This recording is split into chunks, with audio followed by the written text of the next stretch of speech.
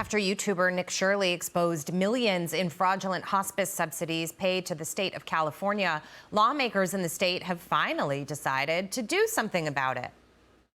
This is just the latest example of the California DOJ's longstanding, ongoing, and successful efforts to combat hospice and medi-cal fraud. We have been doing this work for years. We've been doing it successfully before certain people in this country decided to think about it for the first time. California DOJ has been going after healthcare fraud since 1979. For decades. Trump is late to the party. Gavin Newsom is trying to take some credit for leading the fight against scams in his state. But the reality is California has lost $180 billion to fraud under Newsom. No amount of spin is going to change that. They've been fighting fraud, Dagan, since 1979, I think he said. Wow, it doesn't seem like it. There was a post under Gavin Newsom's press office yesterday,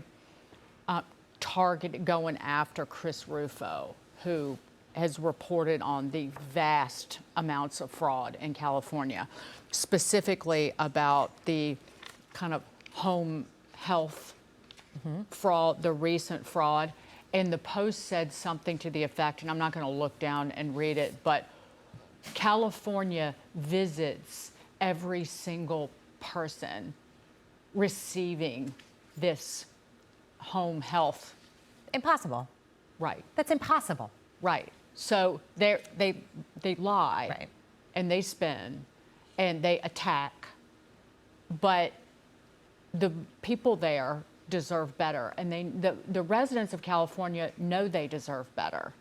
That they are saddled, they're trying to blame the skyrocketing costs of fuel and gasoline on President Trump and big oil when it's their decisions to enrich green energy companies and crush people who actually have to drive. They have the highest gas taxes in the nation. That is a regressive tax that hurts working people. But they will never own that because they don't care. It is a soullessness that is unique to Gavin Newsom's party, and maybe him. And that's what I want to ask you about, Taylor. People who live in the state, who see what's going on, who pay those high gas taxes, who may have, an inkling that some of this fraud is going on within the healthcare system. When they hear the Attorney General and they hear Gavin Newsom all of a sudden say, Trump's late to the party, we've been all over this. I mean, they can't possibly believe that. I knew you were going to ask me that. They don't actually buy that, right? So here's my, this is the hard thing with California is we paint it with a broad brush. You take out San Francisco and LA, the state is relatively conservative, and the Central Valley is MAGA country. So if you take those out, yes, I think people are super aware that it's big government spending.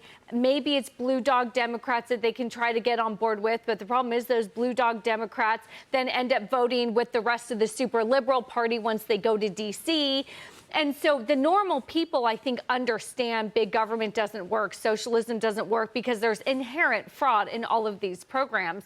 But the problem is San Francisco and LA, those people, I think, buy what the AG is selling. That yes, they have been tackling fraud, and that's why we keep voting for big government socialism. Wow. And voting for the left. And then, so those two cities go, the rest of the state goes purely by population. As we know, we're dealing with similar here in New York. So, I mean, look, if they are cracking down on medi-cal, God bless them, Godspeed, great to hear it. But as we know, this has been ripe for fraud. We talked yesterday about the Paycheck Protection Program, PPP, in COVID, where my favorite death row inmate was collecting money and stimmies and jobless claims, benefits.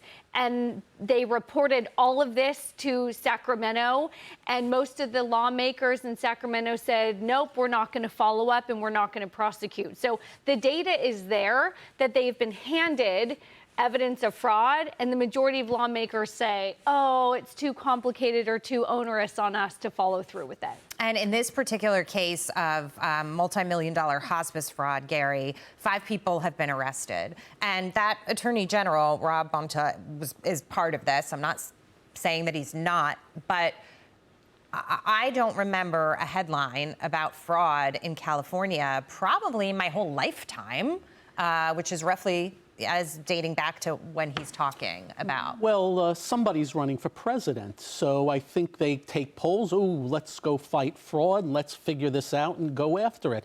I watched, by the way, I have no love for any politician, but Gavin Newsom was out last week saying how wonderful California is doing, and I'm thinking to myself, I'm in Florida, we're running a surplus without state taxes. They're running huge deficits with monstrous taxes.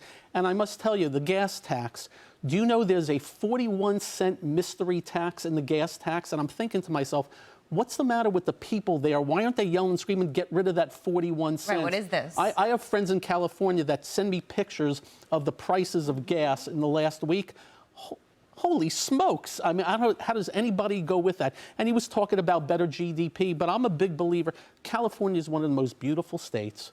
People there work hard, want to do well for themselves and their family. They want upward mobility. And all California does in the government is fight against them.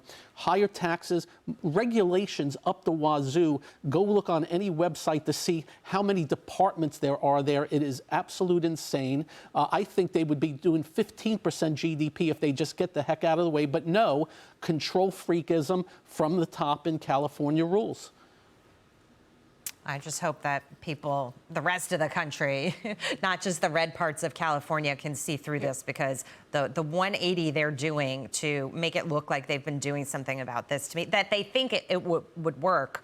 And who knows, maybe some people buy it. Here's the tweet. This is Newsom's press office, or ex-post.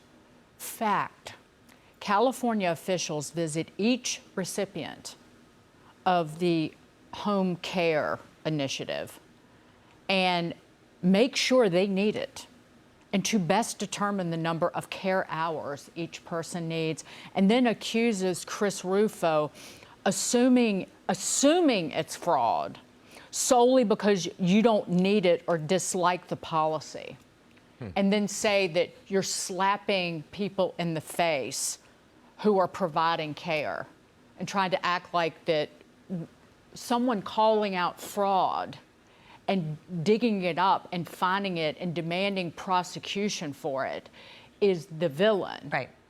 In fact, it's the people, one, medi-cal, we pay that. That's Medicare, Medicaid. So we're paying it, the federal government, but we're demanding accountability because we don't want the money spent on con artists and crooks. We want it spent on those in need. Sure. And that's the nation.